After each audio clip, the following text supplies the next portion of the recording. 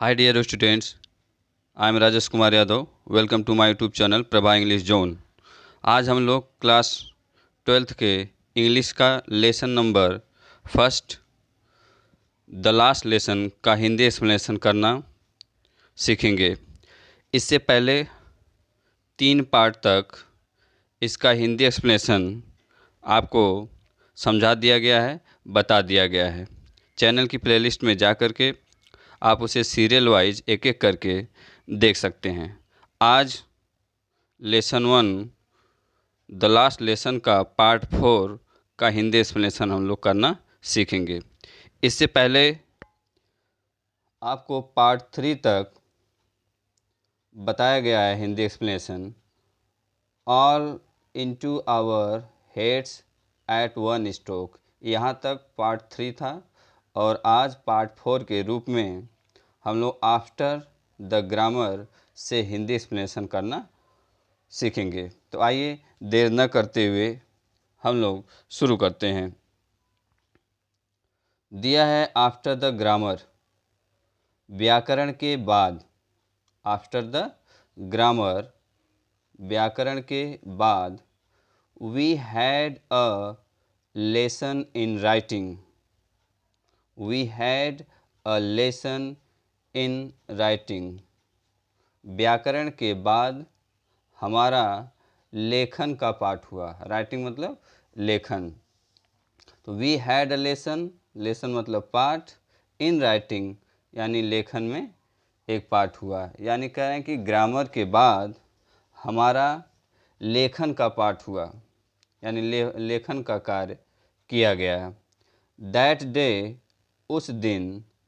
M Hamel had new copies for us. उस दिन M Hamel had new copies. M Hamel के पास नई कॉपियाँ थीं. फॉर अस, हमारे लिए.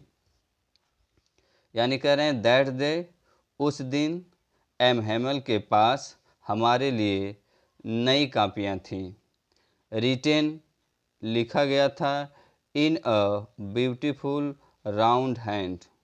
इन अ ब्यूटीफुल राउंड हैंड यानी एक सुंदर वक्राकार शैली के हस्तलेख से लिखा गया था. किससे लिखा गया था? कह रहे हैं कि दैट डे, उस दिन. M Hamel had new copies for us. M Hamel के पास हमारे लिए नई कापियाँ थीं. कह रहे हैं written in a beautiful round hand. Written in a beautiful round hand, जिन पर सुंदर. ब्यूटीफुल मतलब सुंदर, राउंड मतलब वक्राकार, हैंड मतलब हस्तलेख से. कह रहे हैं कि जिन पर एक सुंदर वक्राकार शैली के हस्तलेख में लिखा गया था. जो कापियाँ हमारे लिए उनके पास थी, एम हैमल के पास, उन कापियों पर सुंदर वक्राकार शैली के हस्तलेख में लिखा गया था. France, Alsace, France, Alsace. France, Alsace, France, Alsace. They looked like little flags. They looked, वे कापियाँ जो थीं वो दिखाई दे रही थी. लाइक लिटिल फ्लैग्स, छोटे छोटे झंडों के समान. यानी वे कापियाँ ऐसी लग रही थी, है ना, या ऐसी छोटे छोटे झंडों के समान दिखाई दे रही थी.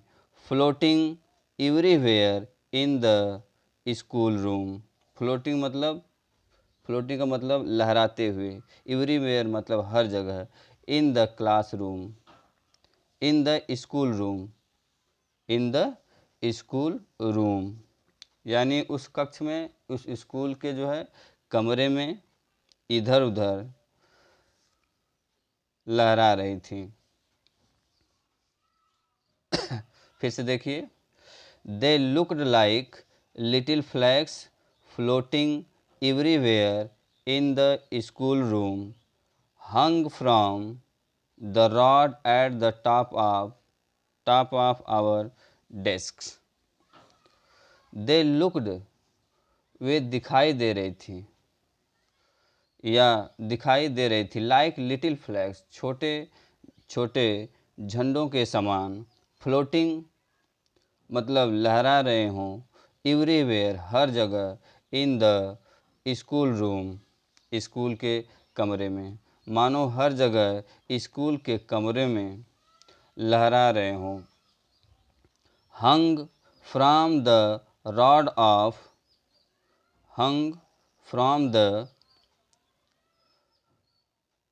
लटके हुए हों, hung from the rod, rod का मतलब छड़, at the top of our desk, हमारे जो है डेस्क के ऊपर छड़ों से लटका दिए गए हों।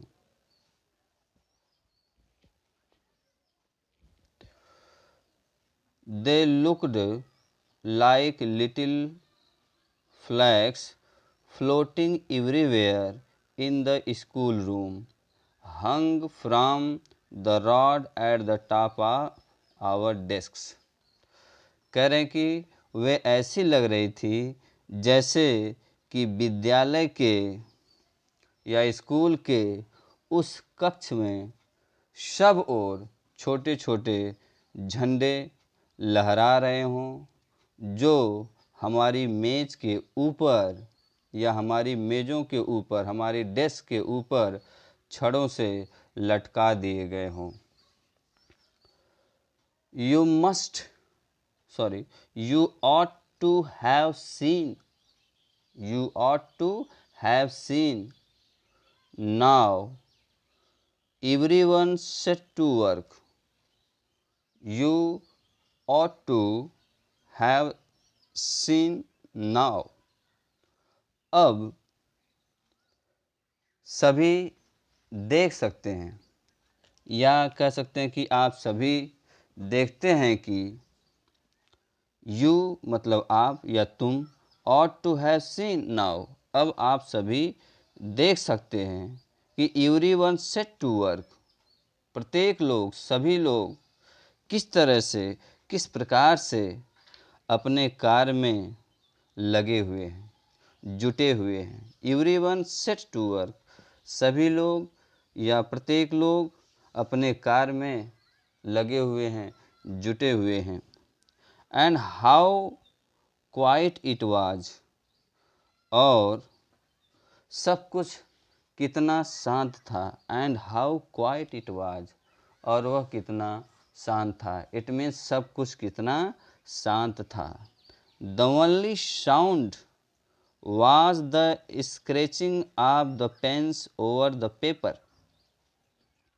कह रहे हैं कि the only sound, एकमात्र आवाज या एक इकलौती आवाज, the only sound, एकमात्र आवाज, was थी, scratching रगड़ की, scratch का मतलब रगड़, of the pens पेनों की, कलमों की, ओवर द पेपर कागज़ के ऊपर।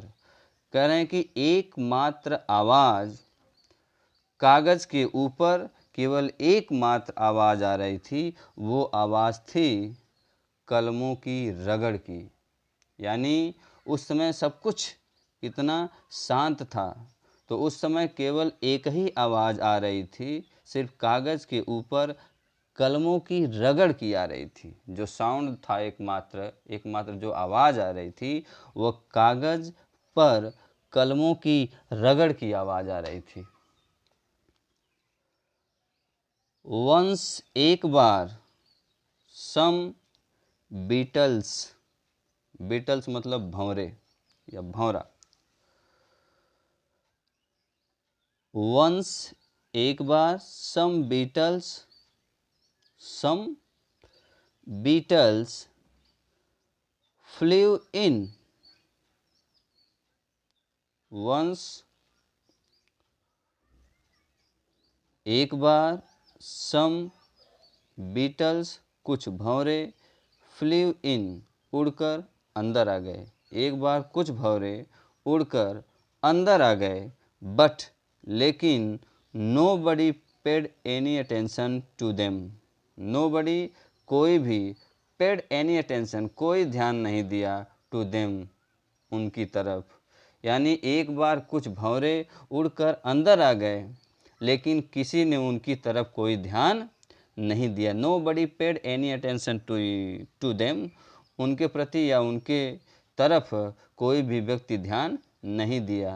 Not even the littlest ones, यहाँ तक कि छोटे छोटे बच्चों ने भी उनकी तरफ ध्यान नहीं दिया। Who worked right on tracing their fish hook. Who worked right, जो उस समय कार्य कर रहे थे, on tracing their fish hook, जो उस समय पूरे समय मछली पकड़ने के कांटों का चित्र बनाने में लीन थे। कांटों का चित्र, मछली पकड़ने के कांटों का चित्र बनाने में व्यस्त थे, लीन थे, उसमें पूरी तरह से व्यस्त थे, वो भी उनकी तरफ ध्यान नहीं दिए। दियर फिशिंग हुक, मछली पकड़ने के कांटे।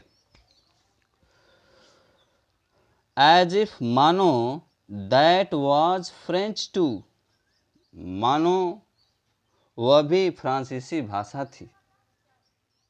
एज इफ, मानो, दैट वाज फ्रेंच टू, वह भी फ्रांसीसी क्या थी, भाषा थी, फ्रेंच थी।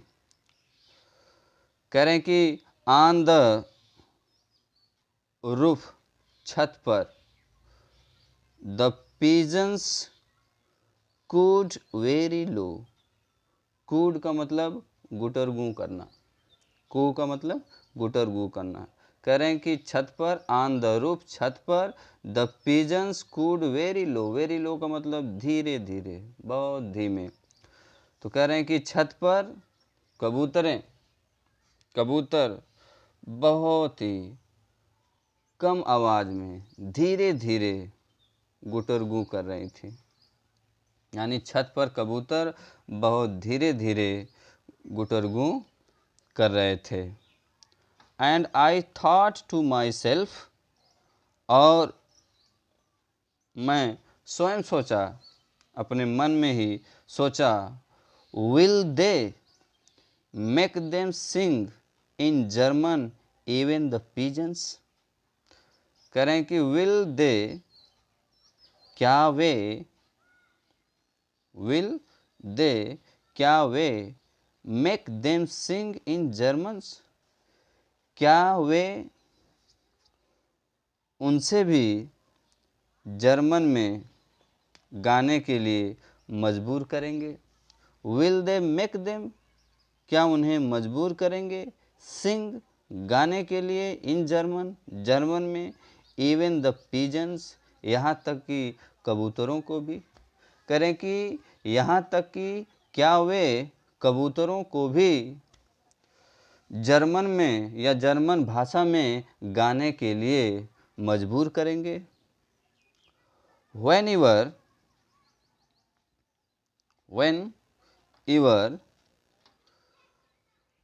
जब कभी, whenever, जब कभी, I looked up, मैंने ऊपर देखा, from my writing, लिखते हुए, from my writing, अपनी लेखनी के दौरान।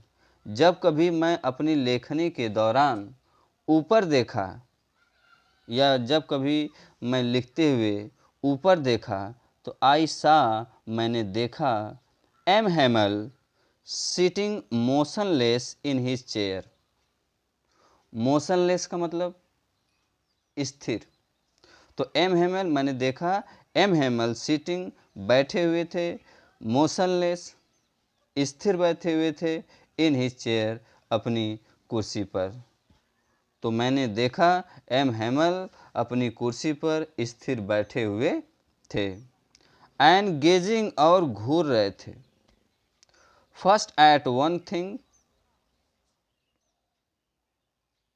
First at one thing, then at another. और मैंने देखा कि एंड गेजिंग और घूर रहे थे एट फर्स्ट वन थिंग, किसी चीज़ को, है ना, कभी किसी चीज़ को, एंड देन एट अनदर, फिर कभी दूसरी चीज़ को क्या कर रहे थे, घूर रहे थे। तो मैंने देखा कि वे कभी किसी चीज़ को तो कभी किसी और चीज़ को घूर रहे थे, कभी इस चीज़ को तो कभी उस चीज़ को। तो first at one thing then at another, एक बार एक चीज़ को फिर दूसरी चीज़ को क्या कर रहे थे, घूर रहे थे। एज इफ, मानो, ऐसा क्यों कर रहे थे कि मानो he wanted to fix in his mind, मानो वह चाहते थे टू फिक्स, टू फिक्स, अंकित कर लेना, समाहित कर लेना, इन हिज माइंड, अपने मस्तिष्क में, अपने दिमाग में। मानो he wanted to fix in his mind, मानो वह अपने मस्तिष्क में अंकित कर लेना चाहते थे। Just how everything looked in that little school room, how just mind, just how everything, ठीक उसी तरह से एवरीथिंग, सब कुछ, लुक्ड, दिखाई देती थी, in that little school room, उस छोटे विद्यालय के कमरों में जिस प्रकार से चीज़ें दिखाई दे रही थी, ठीक उसी प्रकार से उन सब चीज़ों को वह अपने मस्तिष्क में अंकित कर लेना चाहते थे। शायद इसलिए कभी इस चीज़ को घूर रहे थे, कभी दूसरी चीज़ को घूर रहे थे। उसको देखने पे ऐसा महसूस हो रहा था, ऐसा लग रहा था कि उस छोटे से विद्यालय के छोटे कमरे में जो भी सारी चीज़ें जिस कंडीशन में थी, जिस स्थिति में थी, उसी तरह से उसको अपने मस्तिष्क में समाहित कर लेना चाहते थे, अंकित कर लेना चाहते थे। फैंसी, कल्पना करिए, ज़रा सोचिए, फॉर 40 ईयर्स, 40 वर्षों से, he had been there in the same place. Fancy, fancy मतलब कल्पना। फॉर 40 ईयर्स, 40 वर्षों से, he had been there in the same place, 40 वर्षों से वे इसी स्थान पर थे। He had been there in the same place, उसी स्थान पर 40 वर्षों से थे। With his garden outside the window, उनका बगीचा, आउटसाइड द विंडो यानी खिड़की के बाहर उनका बागीचा, यानी उनका बगीचा खिड़की के क्या था, बाहर था। एंड हिज क्लास, और उनकी कक्षा, इन फ्रंट ऑफ हिम, उनके सामने थी, और उनकी कक्षा उनके सामने थी। Just like that, just like, just like that, बिल्कुल ऐसे ही, only the desk and the benches had been worn smooth, बिल्कुल ऐसे ही, ओनली द डेस्क, सभी चीज़ें थी उसी तरह से पड़ी हुई थी। पिछले 40 वर्षों से वो एक ही स्थान पे थे, उसी स्थान पे थे, सब कुछ उसी तरह से था। ओनली, केवल, डेस्क एंड बेंचेज, डेस्क और बेंच, मेज और कुर्सियाँ, हैड बीन ओर्न, घिस गई थी, और हैड बीन वोर्न स्मूथ, घिस कर मुलायम हो गई थी।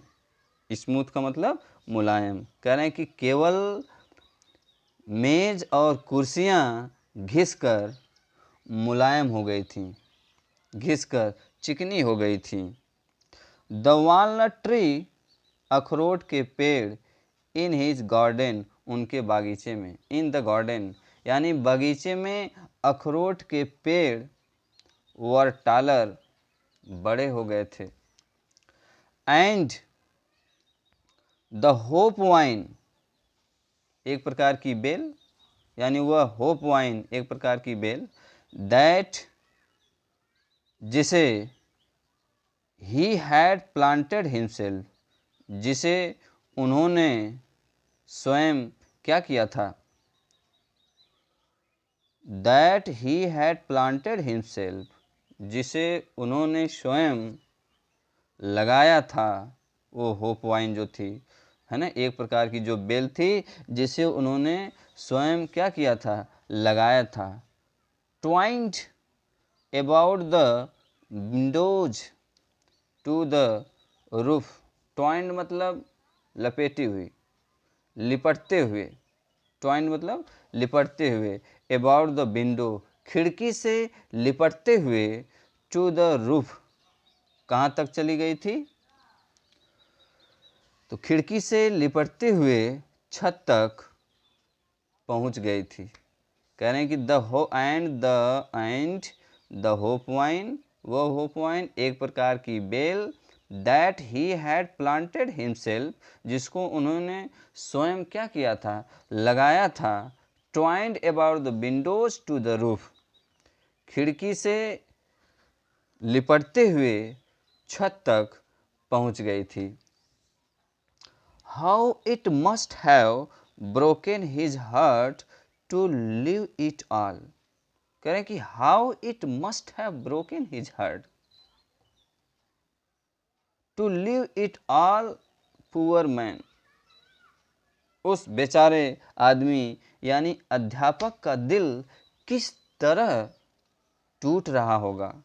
How it must have broken his heart, उनका हृदय किस प्रकार से खंडित हो रहा होगा, टूट रहा होगा। टू लिव इट ऑल, इन सब चीज़ों को छोड़ने से, यानी उस बेचारे अध्यापक व्यक्ति को इन सब चीज़ों को छोड़ने से किस प्रकार से उनका हृदय टूट रहा होगा। And to hear his sister moving about in the room above, कह रहे हैं कि टू हियर सुनकर, to hear his sister moving about in the room above, ऊपर कमरे में, ऊपर कमरे में चलने की आवाज़ को सुनकर, अपनी बहन को के चलने की आवाज़ को सुनकर उस बेचारे अध्यापक, उस बेचारे व्यक्ति का हृदय किस प्रकार, किस तरह टूट रहा होगा। पैकिंग दियर ट्रंक्स, ट्रंक का मतलब संदूक, पैकिंग दियर ट्रंक्स, है ना, अपने संदूकों में पैकिंग करते हुए ऊपर अपने बहन की आवाज़, ऊपर अपने बहन के चलने की आवाज़ को सुनकर इस बेचारे अध्यापक का हृदय किस प्रकार से टूट रहा होगा। इन सब चीज़ों को छोड़ करके इस बेचारे अध्यापक का हृदय किस प्रकार से टूट रहा होगा।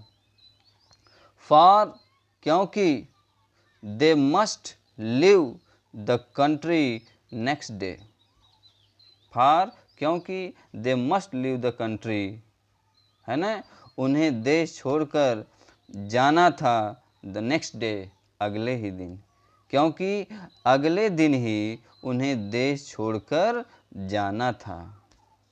देखते हैं फिर से एक बार, कह रहे हैं कि how it must have broken his heart to leave it all poor man, यानी उस बेचारे व्यक्ति, अब बेचारा व्यक्ति का मतलब उस अध्यापक का हृदय इन सब चीज़ों को छोड़ने से, and to hear his sister moving about in the room above packing their trunks, है ना, ऊपर कमरे में अपनी बहन अपने संदूकों में पैकिंग करते हुए ऊपर छत पर, है ना, सामानों को अपने संदूक में पैकिंग करते हुए अपनी बहन के चलने की आवाज़ को सुनकर उस बेचारे अध्यापक का हृदय किस प्रकार से टूट रहा होगा। फार क्योंकि they must leave the country next day, क्योंकि अगले ही दिन उन्हें देश छोड़कर जाना था। तो आज इतना ही, मिलते हैं इसके नेक्स्ट पार्ट में, और इसका जो नेक्स्ट पार्ट 5 होगा वो इसका अंतिम पार्ट होगा। Thank you so much for watching this video.